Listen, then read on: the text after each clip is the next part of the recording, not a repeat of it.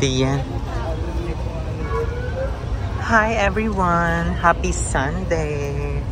And for today's vlog, we are going to Baclaran Church with the siblings and with the mother.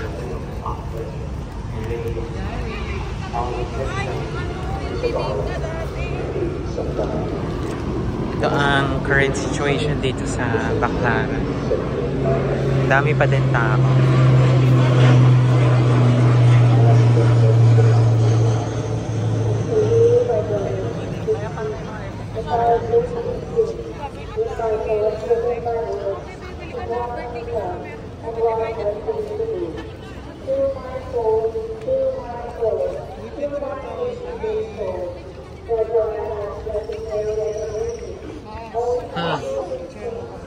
Ay.